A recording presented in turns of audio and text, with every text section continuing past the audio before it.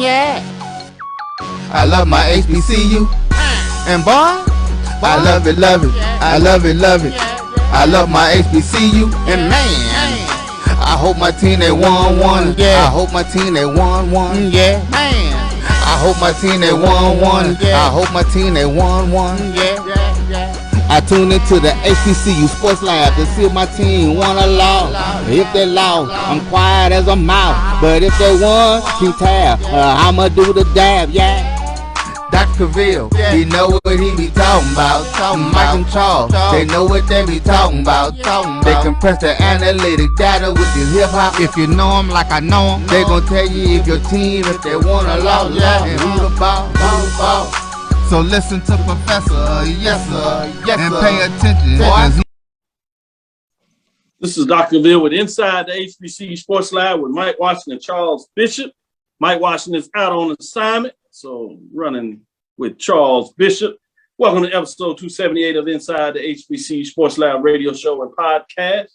The show that's covering the sporting HBCU dash for all things HBCU sports and institutions, large and small, from the NIA to the NCAA. We share insights and information on the HBCU sports culture and HBCU athletic aesthetics to facilitate the story of HBCU athletic programs and the business of HBCU sports. I'm your host, Dr. Kenyatta Cavil, along with my co-host, Mike Washington and Charles Bishop. We're filming from our home studios and sending a signal live to our KSUH 1230 AM studios with the Texas Radio Hall of Famer, Ralph Cooper. That's the multi-Hall of Famer in the beautiful home of Texas Southern University for Houston, Texas. Ralph Cooper celebrating his birthday a week ago. Congratulations live on air, Ralph, as I make sure I told you that person. But today's episode of Inside the HBCU Sports Lab is sponsored by THG Agency. THG Agency is a company that provides sporting and educational consulting and data analytics. Today's show will have a great lineup for you. As I do that, let me ask Charles, how you doing today? Doing well, Doc, doing well. Of course, as you have taught us in class, the world of sports and sports business never stops turning. And, the huge things going on within the world of sports business with regards to conference realignment on the Power 5 levels. So a lot of chatter within the HBCU world about, what does that mean for us in terms of looking at that model? But there's just so much going on. It's always something going on in sports business. Very true. And I'm glad you brought that up first, because it'll give me a chance, as I posted on Twitter, sports studies, in parentheses, management, term of the semester equals is conferences annual average value, AAV. That is the term of the day. Give folks a chance to go look it up for the end of the week, kind of as a teaser. I'll go back in there, give you a chance to give you a little more definition of what that is for those that don't, but you got a homework assignment, as they say. Find out what is annual average value. We have all this talk about super conferences, great information. As you talked about, the Power 5, frankly, the Big Ten, as USC and UCLA reached out, and that's the UCLA that's going to play Alabama State this year. Reached out to the Big Ten, and before the end of the day, when everybody got the news, it was done by that night. Notice they did that before July 1st. A lot of people hadn't talked about that, missed that. That was a key date in terms of the finances that are available when you make a move. What does that do? Your move in terms of timing and notification to the conference that you're moving. That was a trigger point. The other one is for those that are entering in this dialogue, which is important dialogue because it gives us a chance to make sure that people are more informed. And one of the terms out there that really gets to the crux of this, people look at wins and losses from your football program. Some will even look about the power of your basketball program. Others will look at the history. All those things are important, regional, location, travel, all those things are important. But when it gets down to it, what you start to look at really is the annual average value of your conference. And what does that mean to you as an institution in that conference or the conference that you're seeking to go to? Well, how is that measured? So again, just wanted to tease that out a little bit as we talk about conferences, because I'm not going to quiz you on that, Professor Bishop, because I know you know, but give you a chance for everybody else. I don't want to tell you to tell everybody, and then kind of make sure that people don't got to do the homework because you've done that before. So, make sure you don't do that now. MEAC is set to host a football media day. The last one that's been out there, we talked about, obviously, the SIAC that essentially will kick things off, SWAC, CIAA, and then ending with the MEAC in terms of the all HBCU conferences outside of the Gulf Coast Athletic Conference that does not play football as a conference sport, that is.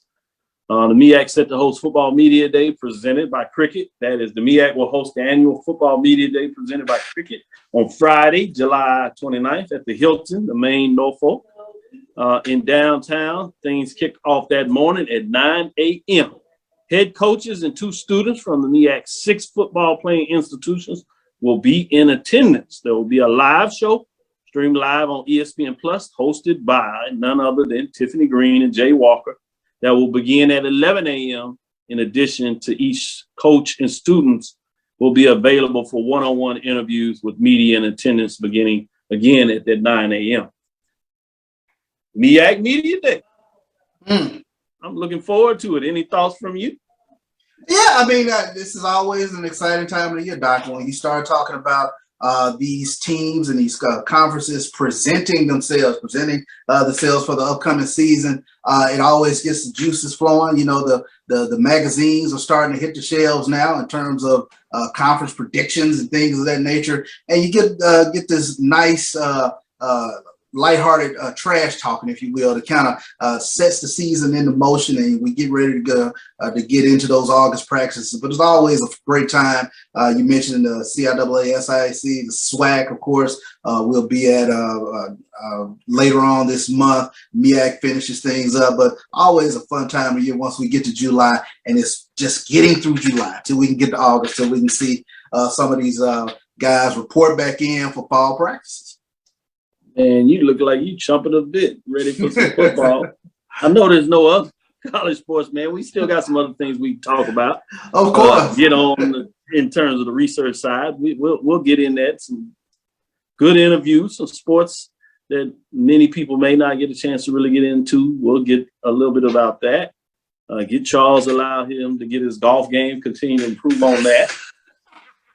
I think I can put some money on him now. He's getting pretty good with that swing. I've seen it out there. Yeah. It's always a great time for the golf game to get in motion, man. I love it.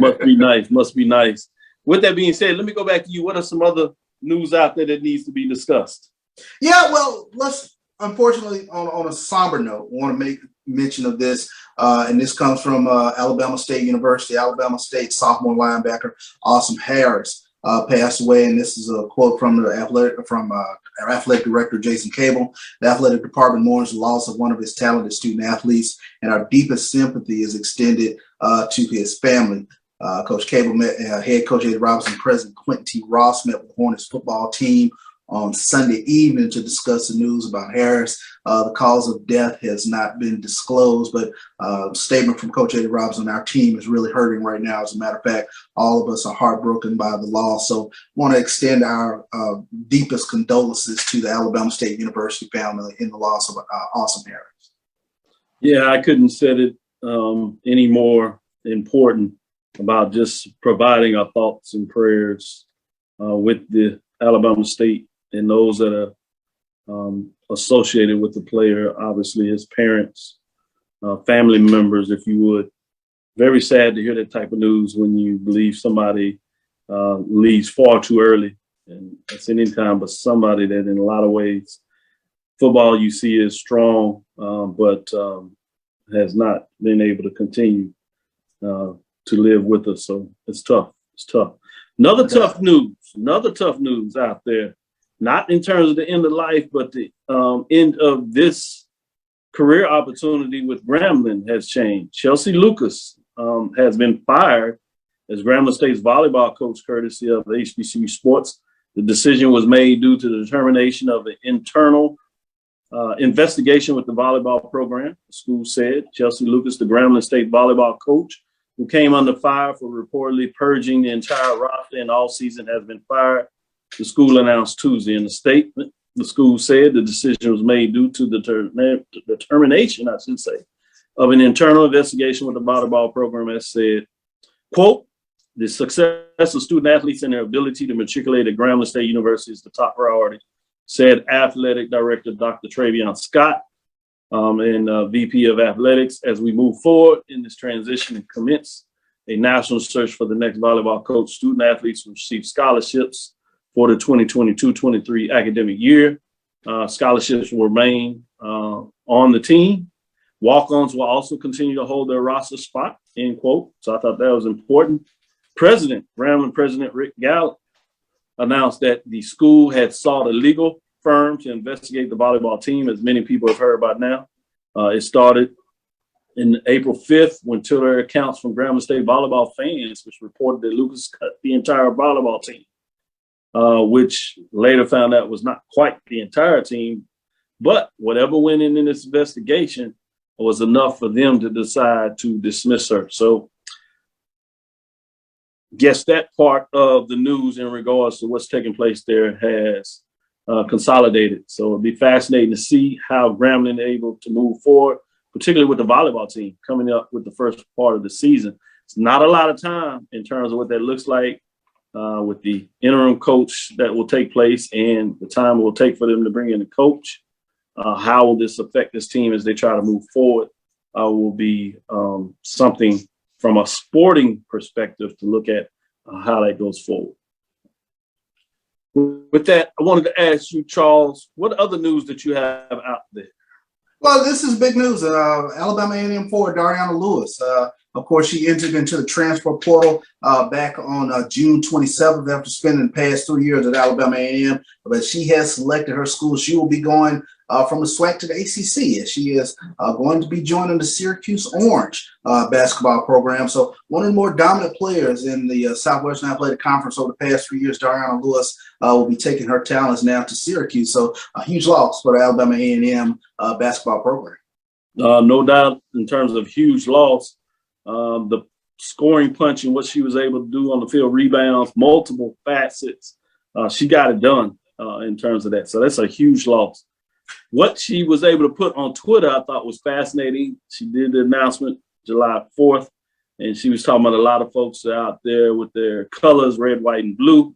But she said she couldn't have any, paraphrasing, any better colors than the orange. I thought that was a powerful way on Twitter to make an announcement and resonated in terms of what she was trying to say. You want to jump back in there? Yeah, I mean, I was going to say in terms of her prowess on the court, 16.2 points per game, 10.8 rebounds, also averaged almost 2 blocks a game. If there was not an Amisha Williams at Jackson State, probably Dariana Lewis would have been the most dominant player within the conference in terms of what she was able to do at Alabama A&M. So that's a huge void going into this upcoming season for the Alabama A&M program to fill. Yeah, great points when you talk about that. I did want to put out there, Xavier University announces its inaugural Athletics Hall of Fame inductees. First time in school history that's big, Xavier University. So as you imagine, there was a lot of individuals that are on this list. It was 20 inductees in 2 teams to the inaugural Xavier University Athletics Hall of Fame. Inductees will be honored November 3rd during 6 p.m. banquet in the 3rd floor ballroom at Xavier University Center, for those that are familiar with that down there. Inductees will also be recognized at the Xavier University Homecoming Basketball Doubleheader at the Convocation Center that afternoon on November 5th.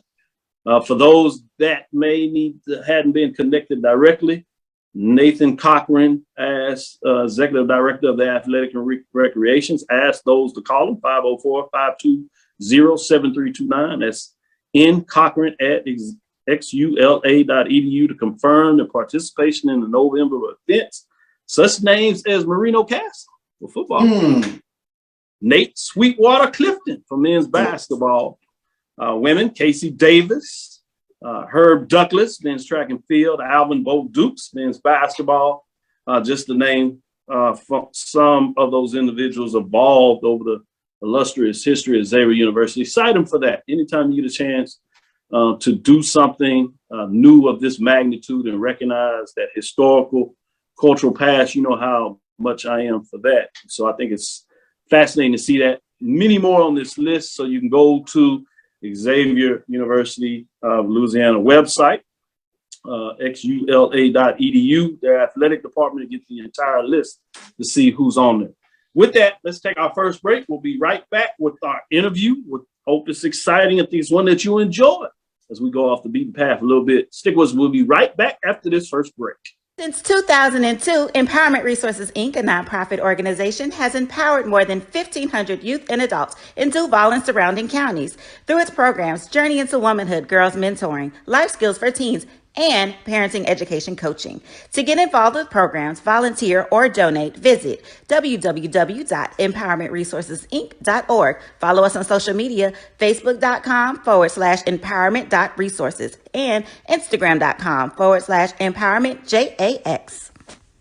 For 200 years, Montgomery, Alabama has been making history by people who had the courage to stand up for change.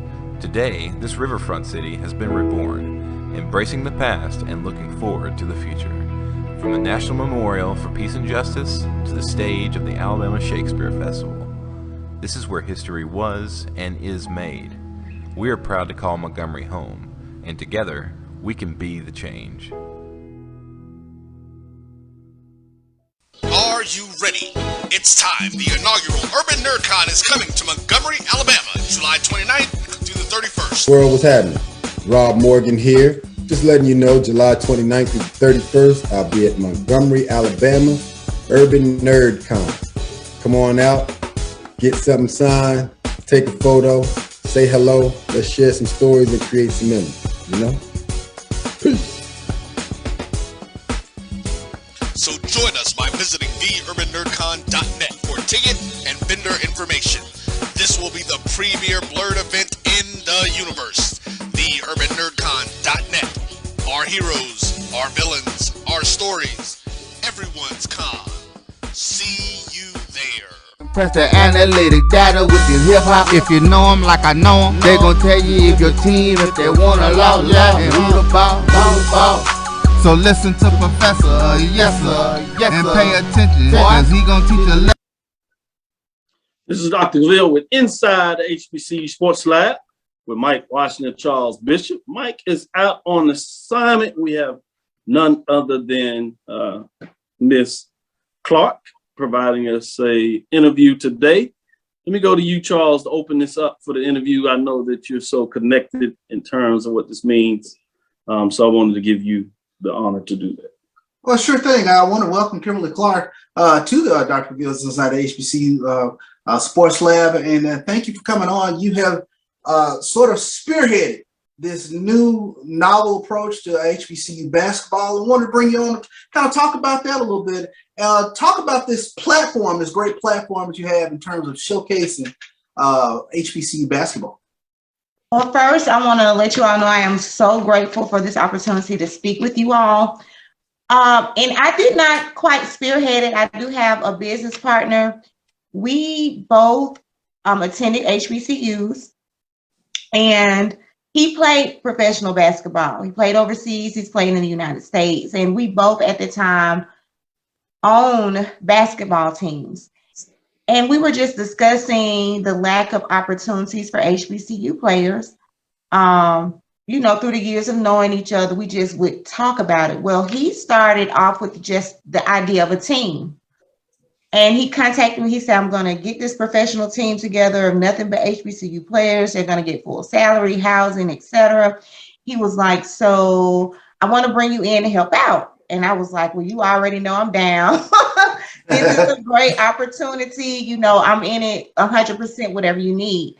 As we continue to move forward, a friend of his was just saying that combined, him and I had so many years of experience in the arena of basketball. And he was like, telling my business partner, he was like, why would you all just do a team? Why not a league? And so, of course, it sounded exciting at first.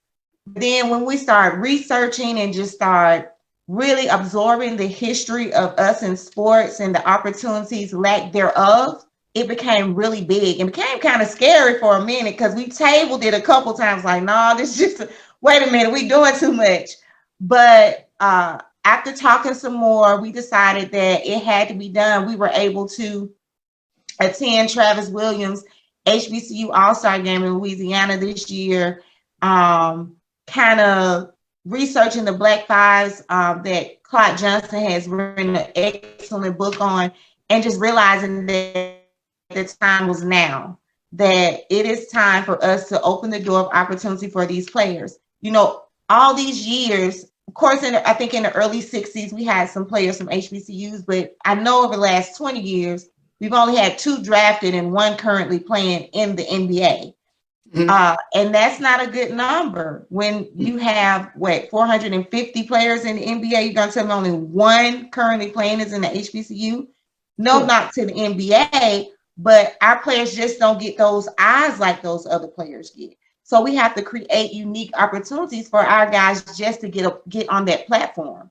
Well, why not just give them their own platform where they can get the same pay, they can get the same treatment, and they already have a fan base. They played at HBCU. Now you can follow them really on the journey of their professional career. That's awesome. That's awesome to hear. Doc? Yes, I'll jump back in here. I wanted to level set a little bit, Charles, make sure we treat our guests right. In terms of, tell everybody a little bit about yourself before I follow back and kind of get into it. Talk about me? Just a little. You can tease it out there. Well, I am Kimberly Clark. I've been married for 7 years. I have 2 daughters and a bonus daughter. I have 2 grandkids. Look good, I know. But my story is kind of unique. I'm not a traditional HBCU student. I just grew up around Black excellence on both sides of my family. Most of my family, 95% of my family went to HBCUs across the United States. So that's all I ever knew. I was a teen mom, so the opportunities that I had scholarships, but I had to kind of turn them down because I had to stay at home and raise my daughter. So I could not go to the HBCUs I had scholarships for because I had responsibilities. But that did not mean that I still did not attend the homecomings, all the events, support my friends throughout their journeys at HBCUs. And I was determined that I was going to go back to school one day, which I'm back in school now. But, like I said, my story is a little unique. I don't know anything about sports. My husband, my business partner, my brothers, they all are trying to teach me the game of basketball so I can know what I'm talking about when I see it. But I'm good. I think I have been blessed to grow up and be around and be attached to and introduced to people that have done great things in the community, in the United States, that represented Black excellence or just represented excellence in any color. Experiences afforded me the opportunity to learn things that you're just not going to learn in school. So I've learned business hands-on out there in the trenches, doing it with millionaires and politicians and athletes. So I learned all this stuff, absorbing it on my own. And one day I was able to say, okay, what am I going to do with this? Did I ever think I would be doing sports? No way. I always have worked in nonprofit. That is always what I thought I would do. I never thought I would be doing anything in sports. So this is exciting for me, from the humble beginnings to where we are now. And I'm just looking forward to see the support that these guys are going to need from everyone. These guys represent us. They represent each one of us. Every one of them has a story of how they got here, how they didn't know they would be here. These guys probably that are coming, think about it. They never thought they could play on a professional level unless they went overseas or play for some semi-professional team here in the United States that can pay them the salaries that they desire. So we are just excited that we are being used as a vehicle, that the vision was given to my partner, to his friend, and they added me to this vision because with my team, I think about 90% of my basketball players were from HBCUs. they didn't have anywhere to go. So of course, that's what I was looking for. Okay, I'm gonna get some HBCU guys from the community to come play. And it afforded them great opportunities. I always believe that people have to live out their dreams to fulfill their purpose. You don't ever want somebody to say, what if? Absolutely. That what if can tear somebody down for the rest of their life, and they can never reach their full potential. These guys on the semi-professional level are able to still play semi-professional ball, somewhat professional, and figure it out. Well, now with the HBCU League, there's no more what ifs. There's no more why not me. This is all about them. It's a league of our own. I think that was important contextually, so I'm glad you shared that. And I know you want to be more on the players in the league, but I think to be able to share your passion and how you were connected to the culture and showing that passion is very important. So I thank you for sharing that. With that, Charles?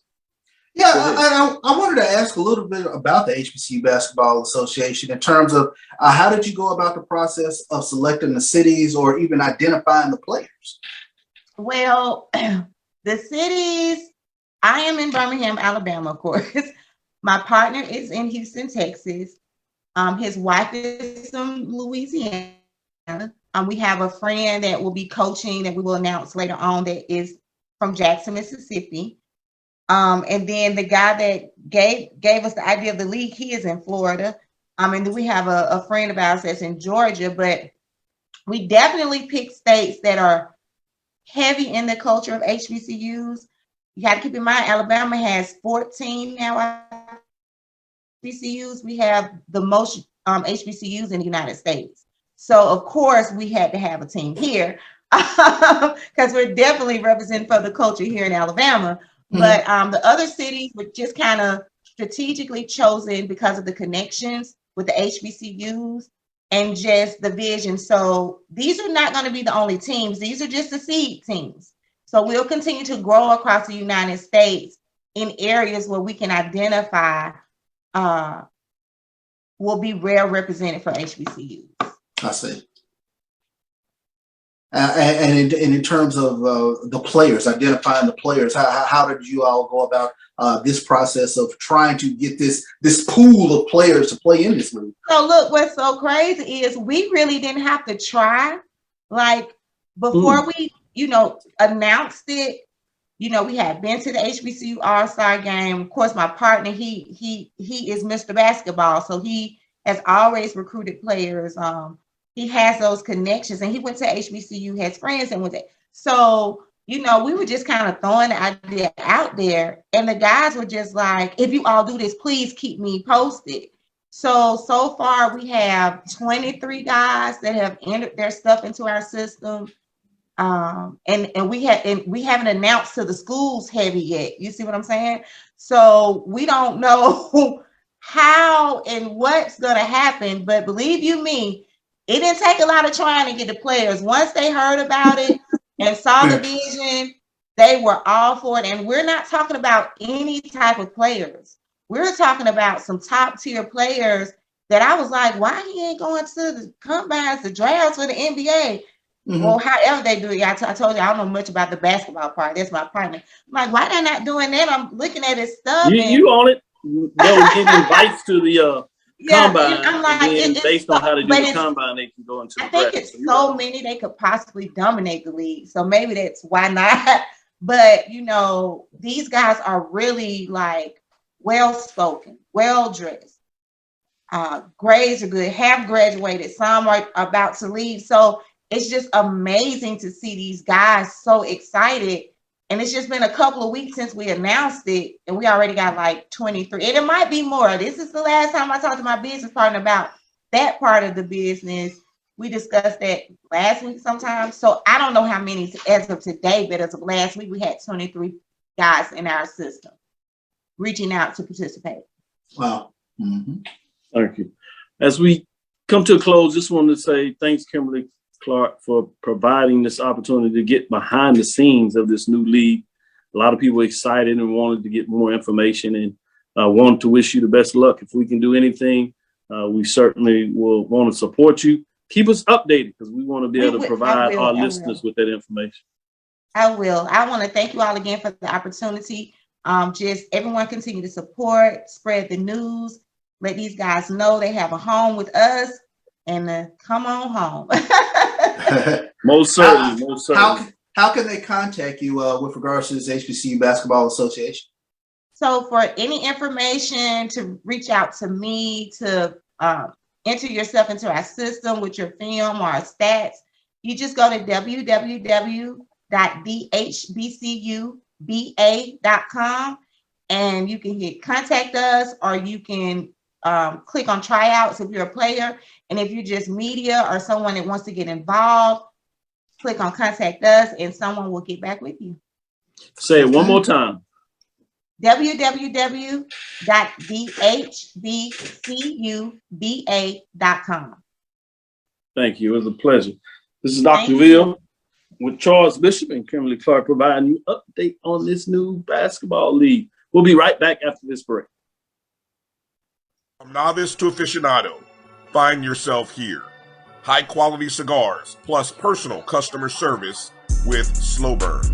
Visit our website, www.slowburnwaco.com. Slow Burn is Waco's only mobile cigar lounge featuring a meticulous curated collection of premium cigars. It's more than a mobile lounge. It's an environment and an experience rich in history, luxury, and personality. An elegant extension of any celebration occasion. It's the perfect escape and meeting place, a space where you can relax or enjoy a shared passion. Have Slow Burn plan your next big event, or before you are planning to celebrate your win over your athletic rival, you can shop our collections at www.slowburnwaco.com. But if they want Q-Tab, I'ma do the dab, yeah. One bite of 100% Angus beef ballpark frank, and you'll say,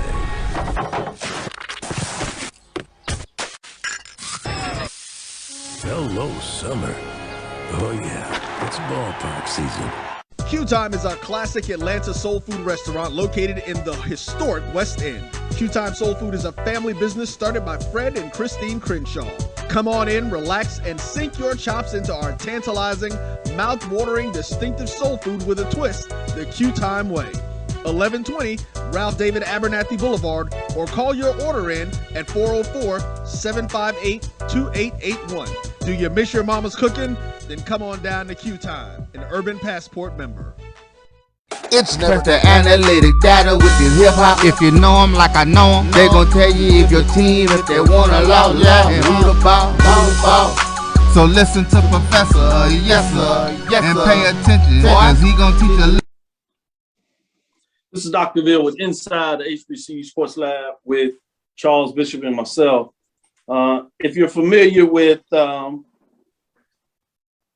HBCU legends on Sports Illustrated, Fan Nation, Kyle Mosley, he came out with an article, Is an HBCU Super Conference Inevitable? And I think I don't have to go over this too deeply because it's hit really deeply, and it's been a little bit of everywhere. We've had all type of conversations with this. And we'll probably have a spinoff where we'll be able to go in a little deeper dialogue with multiple folks to kind of give a perspective. But it was fascinating when this came out, and it's so much packed in this article. There's no way that we could break it down in terms of this show. So there's some particular things that I want to go over with the remaining time we have to give people a different perspective, if you would, on this conference alignment. I think a lot of people obviously are enamored with conference churning. We've seen it with the first move in a lot of ways, going back with teams leaving the MEAC. Savannah State, as they went down D2, and before that, really with Winston-Salem State, as they didn't finish their Division I transition, if you will, right? And then so you had that move, Hampton maneuvering as they left, and initially at that time went to the Big South to do that. And then another big announcement came with FAMU announcing that they will meet Louisville in the MEAC and coming over to the SWAC, which was met with a lot of different thoughts, excitement, some concerns. And then obviously Bethune-Cookman University, shortly after that, made their announcement in terms of that. You had the off season where you had North Carolina A&T as they played their first year, if you would, in the Big South. The things came up with the Colonial, Ultimate Hamlin moved and made their conference turning in their exit to the Big South. And then A&T, they're obviously playing this football season in the Big South, but the remaining of the sports, along with Hampton, actually are playing in the Colonial Athletic Association. That was official again after that July 1st date that I told everybody early in the show. This is an important date nomenclature for most programs in terms of making an announcement on that date or prior to that date, essentially, if you would, making their declaration. And part of that is because many conferences have a clause that you have to tell them that you are planning to leave the conference before that date, or the fee that you have to pay that conference increases. So usually there's a fee regardless to leave a conference, and there's also a fee to join the conference. So those are some things that you want to talk about in this conference journey. Obviously, the dialogue came out when Coach Eddie George, and then later the athletic director, Dr. Mickey Allen up there, and Behest said that they were studying when Eddie George talked about the fact that OVC was dying and that he believed that they should be looking at options and leave the conference, right? And so for me, looking at the Tennessee State Board of Regents, if you would, when they were that week before July 1st, they actually had a meeting 2 weeks before that. And I knew if there was going to be any transition, didn't hear anything out there, but just like people were looking at this last minute with UCLA, USC to see if there was anything, didn't catch it. That would have been the time that you would have seen that move, because if they move now, their fee increases to twice as much in terms of what that looks like. So it's fascinating when you start talking about this conference charity. But what I wanted to get into a little bit more on the article is one of the things people are looking at is about operating at the FCS level versus FBS level. So the hypothesis of this Kyle Mosley article that dropped was an HBCU super conference is inevitable. And again, we tweeted out there, and at some point I want a full engagement where we bring Mosley in and tell his story. I'm not sure if we'll do it on this show or another one of the BCSN platform. I think it should be done in long form. So I would like to see maybe a 2 hours. So I was teasing Carlos. He has interest and don't want to speak on his show or take over his show. Obviously, you have that. Then you have the Brian and AD on that Sunday night where they do a 2 hour show. You get some talk in terms of that.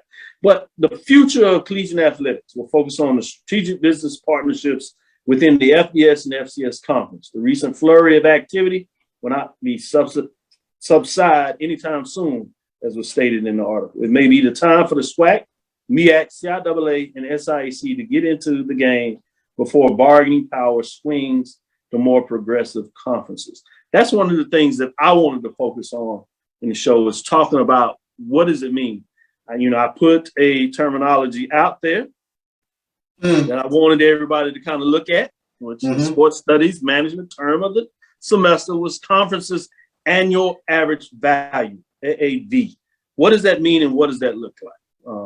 We won't have illustrations, so we'll talk about it. But before we get too far in there and break that down, Charles, I did want to get your general thought on this FCS, FBS, the combinations of the programs coming together. What are some of the benefits that you think about when you hear that? What are some of the distractions? What are some of your concerns? And so maybe we can have more dialogue before we really get into this annual average value of evaluation to give people a chance to really put their minds around what does that look like. Yeah, I think the thing that jumped out most to me was I had to fight the nostalgia of what I've come to know as college athletics, or college or conferences. Traditionally, the Rose Bowl game was the Big Ten versus the Pac-10, things of that nature. So to see two stalwarts within that conference leave and go to the Big Ten, it sort of mess with my idea of what nostalgia was, especially with regards to college football. And then when you start thinking about an HBCU super conference, that really is something that I've grown up listening to for I don't know how many years, but you've come to grow and love the nostalgia of the Southwestern Athletic Conference. If you've grown up within that conference footprint, I'm sure it's the same way for those who have grown up within the Mid-Eastern Athletic Conference, within that footprint along the East Coast, that you appreciate your conference and your conference versus whomever. Fighting the feeling of nostalgia as a sports business student is something that I had to really kind of go through and really wrap my mind around a super conference, if you will.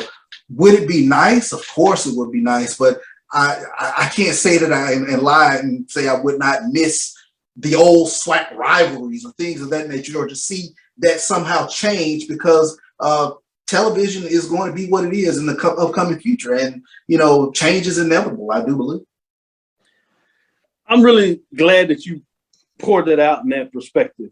And it's interesting that you jump out and believe that you're going to miss something. So I think that, that's fair, but it's intriguing, because I think a lot of people have that concern in regards to that something will be taken away and missed, not necessarily thinking that something will be added.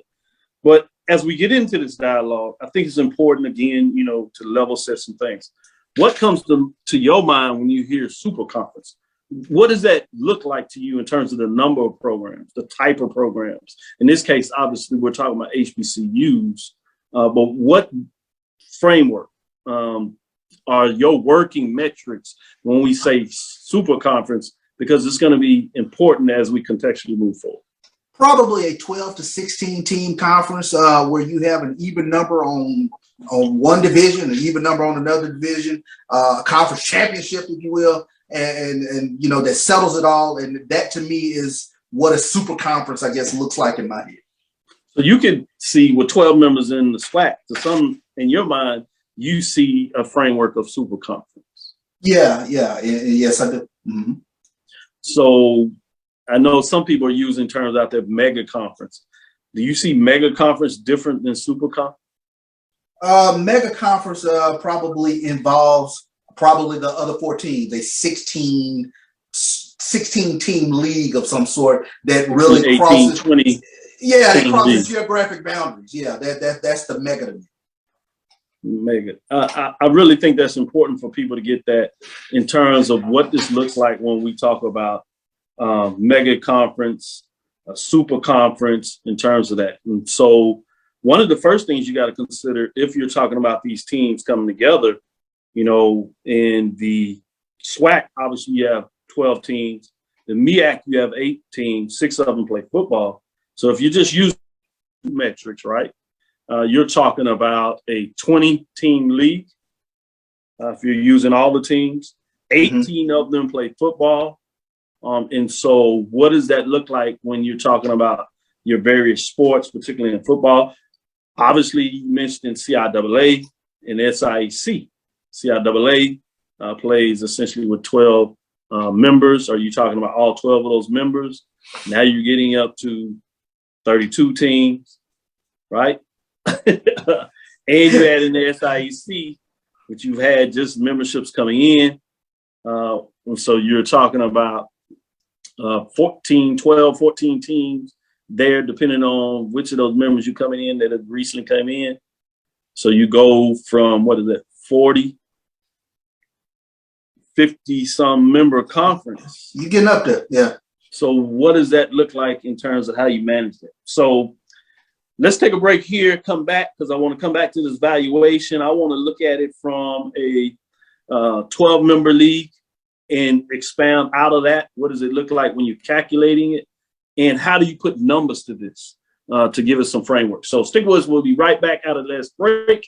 I'm going to get in there. As I said, I'm going to give you some frameworks, how you can analyze annual average evaluation. For those that have done their homework, you can get in some comments in terms of what's going down there. I want to get your thoughts. We can get in a little more dialogue so I can see what people are thinking when they hear this magic word annual average value and see if we're right on line. Stick with us. We'll be right back after this break, and we're going to give you some numbers to play around with your head and see if we can make you swim a little bit. Stick with us. We'll be right back after this last break. It's never too early to plant the seed, to share the tradition, and instill a sense of pride in your HBCU with your little ones. HBCU Pride and Joy Children's Boutique helps you share your school spirit with a wide selection of adorable kids apparel and accessories officially licensed from your favorite HBCU. Visit hbcupridejoy.com and follow us on all social media at HBCU Pride Joy on Facebook and Twitter. Are you ready? It's time. The inaugural Urban NerdCon is coming to Montgomery, Alabama, July 29th through the 31st. Blurs, nerds, and geeks from across the universe will converge on the capital city to see celebrity guests such as The Last Dragon, Tybach, Megan Tandy, and voice actor Dave Fennoy. Hey, how you doing? I'm voice actor Dave Fennoy with a shout out to all my geeks, freaks, and urban nerds.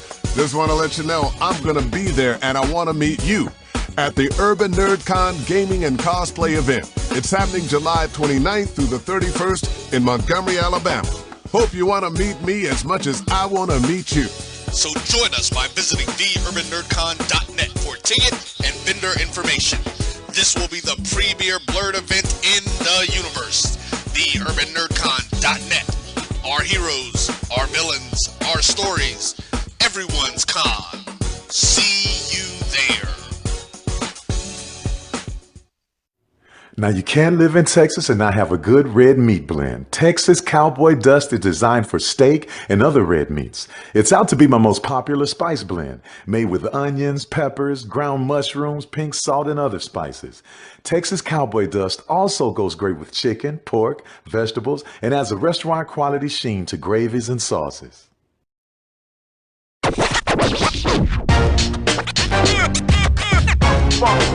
It's like a loop machine. Going around town, trying to get down. Vanilla smoked sea salt seasoning is for seafood. The tarragon and fennel bring out the natural sweetness in seafood. I also use it in rice dishes, on yams, asparagus, blueberry pancakes, and believe it or not, chocolate chip cookies. Vanilla smoked sea salt adds a salty and savory component to sweet dishes that create a symphony for the tongue. Press the analytic data with your hip hop. If you know them like I know them, they gon' tell you if your team, if they wanna lose, and who the ball. So listen to Professor, yes sir, and pay attention. This is Dr. Bill inside HBCU Sports Lab with Mike Watson, Charles Bishop. Mike is out on assignment. Before we get into this annual average value, hadn't seen anybody typing in there, just making sure folks doing what they need to do. We'll get it out to you. I understand. It's a lot there. But I did want to give a shout out to Roy because I know over the years he's talked about this specifically at the Division II level. So there's some questions in terms of, are you having these teams all operate at the Division II level, all operate at the FCS level, all operate at the FBS level? You know, combination of the two, maybe both at the FBS and FCS, or essentially all three. But for example, what would that look like at the Division II level if you had 18 teams, 20 teams? This is where you get into some of the pod conversation that you've heard most recently with the SEC when they were going to 16. People were talking about they may do 4 pods. I think that's kind of one of the things that went out. I did a paper on this 20 years ago when I looked at a super conference, if you would, for the SWAC, when they would have 16 members, that was divided into all 16 playing Division I, but then having them play some of them at the FBS level, 8 of them, if you would, and then 8 of them at the FCS level. So you have some of those unique things. But I wanted to give into this annual average value for conferences, which is extremely important. And you can see this at any level. This is especially what you see when you talk about the Power 5 conferences. While you hear a lot of names of where SEC may go next, where the Big Ten may go next, you know, what happened to the Big 12. But this is how large conferences do their valuation, which I think is really what I've asked a lot of conferences to consider, or people that are looking at, you know, what direction you go. let's just say that a television network is going to pay your conference $13 million annually, right? For their television games. Inventory, they want it for all your games or whatever, or a portion of your games. They're going to pay you $13 million. Let's look at the SWAC, easy number to count on, 12 members. So that's 12 of your members, and then the conference gets a piece. So that's where your 13 comes in. So this is simplest way to look at it. If you do 13 million divided by 13 teams, right? That means each team would take home $1 million, and the conference would take $1 million, right? Mm-hmm. So to do this evaluation, you want to know right now, you would say the value of the conference for each of the members would be that $13 million annually, right? But let's say you want to do expansion out of that, and you're doing an evaluation of if you should expand or not. Really simple, right? Presidents will seek to expand if they believe they're going to get equal to the money they already have, or what? More. If they get less, the likelihood is they're going to say, no, we don't think this is a good for us to expand the conference, right? So that's one of the purest things they look at. Obviously, oftentimes they look at academics. They look at location. What does this mean for travel? Because those are all types of ways that you look at expenses. Cluster of schools in terms of academics oftentimes is important. Obviously, the cultural, historical nature of the institutions that you're looking at, all those play into it. But usually the bottom line, a lot of it, as you'd imagine, if not most of it, is about money. So Charles, so we can get the dialogue going here, if I was going to do expansion, looking at it from a conference person, you coming in, consulting, and everybody's asking the questions, you wanted to bring an institution into the SWAC, right? Mm-hmm. For this talk, even though this is off the table, people are tired of hearing it, but a lot of folks have talked about Tennessee State. Mm-hmm. If you were going to look at Tennessee State, would come in. So now the shares currently for each school is just one share, basically, right? Because they get 1 million. So if you come in and the valuation of the SWAC does not change, right? Contract, they don't want to open it up. So now you're going to divide the 13, right? By how many shares? Because you added one team. 14 shares. So you've added that one team. Mm-hmm. That's correct.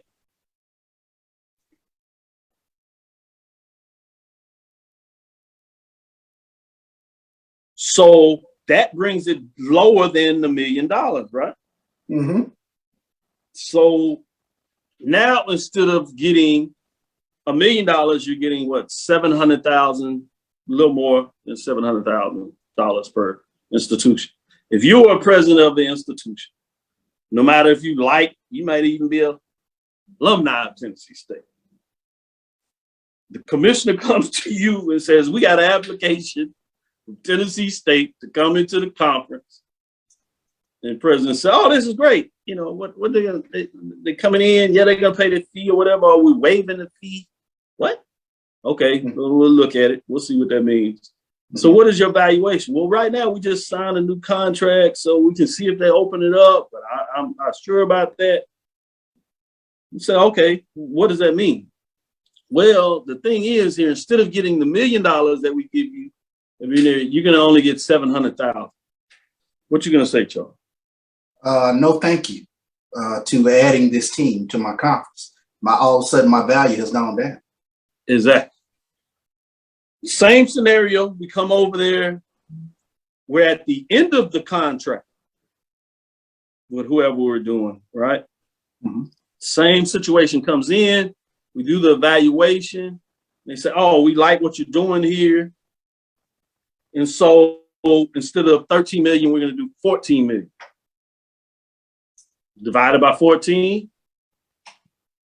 What is your idea of expansion? I like expansion now because my value has either gone up or it's stayed where we're getting that $1 million. Yeah, in this case, it stayed the same. So you're like, all right, If you think this is an idea, we may be able to get some money on some other sponsorships. They open up a market. We can find a way to do a conference where we reduce travel. There's some concern because there's one Division 7, 1 6. If we do that, or we play all teams, we can do some different things of that nature. Not too bad, but at least we're not necessarily losing money. Maybe we can figure it out. What we come in and said, no, when we look at this, we really should bring in 2 teams, right? Mm-hmm. And so one of the examples I talked about, because the academic privilege, Tennessee State is R2, Clark Atlanta's R2. What if I told you, actually the case is that Tennessee State brings in $1.5 million of valuation when we look this up, right? Mm-hmm. Clark Atlanta only brings in $500,000, right? Mm-hmm. But the total now of your pot goes to $15 million, right, of the valuation, because you had 1.5 from Tennessee State, $500,000 from Clark Atlanta. You had $2 million, $15 million. You divide that by your 15 shares, because everybody's getting a share, including the office. Again, you're back at what? $1 million. Right? Mm-hmm. So even though a lot of folks say Tennessee State is strong, valuation high, Clark Atlanta is not that strong, now you can see mathematically, though, how it may make sense, because you can say, hey, we can get some more marketplace. I can sell Atlanta in regards to getting a television deal a lot easier with Atlanta and Nashville as the marketplace versus maybe going with Tuskegee. Their valuation could be, quote unquote, higher than Tuskegee, but in terms of what they do with their viewership, it's not really that high. Those are the things that you look at with the valuation. But let's say I told you Tennessee State was $2 million, Clark Atlanta was just $1 million. Now you're splitting, in terms of 15 teams, you're splitting $16 million. So you're over $1 million. Now it becomes easier for a president to say, oh, I understand this high expansion. So that's why it's very important to understand conference valuation when you're talking about what this looks like, or the term annual average value of a conference based on the said memberships and what it will look like. That's what's going to go on with these conferences when they start looking at evaluation. It's not going to be how good a football team has been lately. It may be a small part of it, but they're going to look at regions. And that's why you have some people talking about, for example, looking at SEC. You got a lot of folks talking about Florida State, Miami, if you would, Clemson. But you got other folks saying, no, what you look at is North Carolina, Virginia, right? And that's because now you go into new territory. You open up your evaluation in terms of what these programs, because in some ways, while you may look at Clemson more valuable in football, is it that much valuable in the small state of South Carolina? Not going to increase your television pool that much more. You already have South Carolina, but you go into a whole nother market. You add in Charlotte, Raleigh in a lot of ways.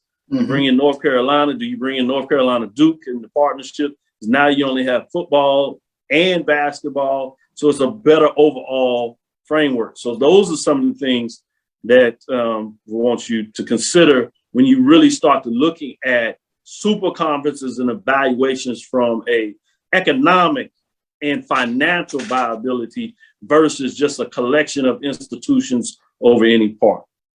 Anything that comes to mind when you hear that breakdown? This is fascinating. And it's fascinating to look at it beyond the fan perspective, to understand the financial component element of it. This is something that needs to be really expanded in a longer form to where people can really kind of understand the crux of what goes into these decisions with regards to conference expansion. So this is fascinating discussion. Yeah, I mean, I just brought out that because it's simple, but you'll start looking at house income, the index, buying power of the region, television, radio. All these are different indicators you can use.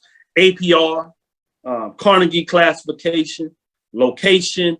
So there's a lot of metrics you can use. I didn't want to tie us up. And that's why I said when we get into a longer dialogue, we can really break down these metrics.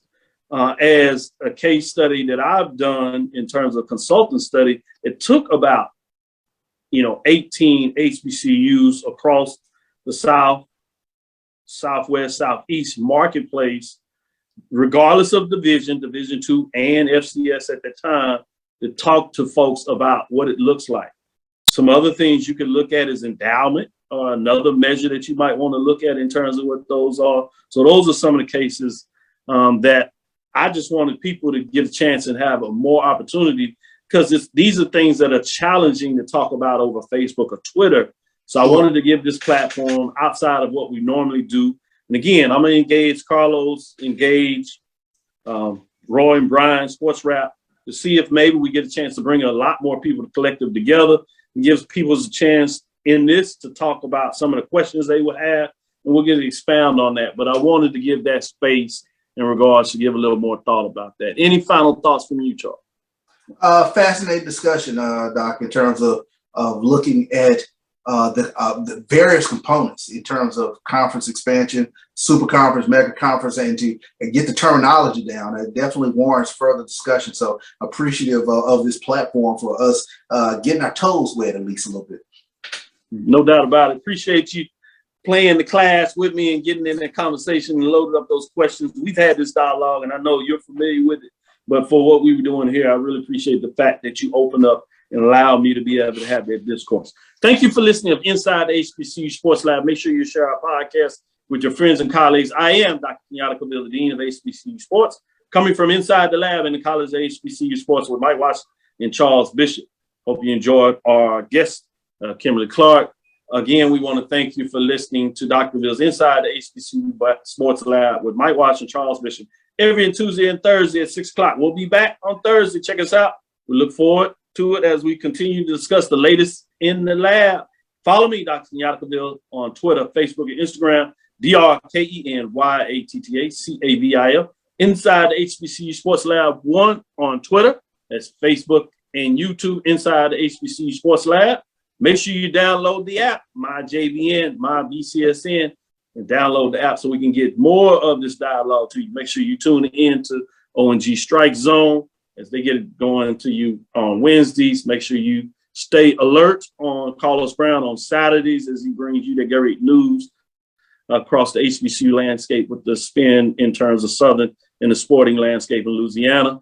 Obviously, the pregame show is they're going to give you all that you need about Jackson State and more. Stick with them. And then, obviously, you have the Sports Wrap.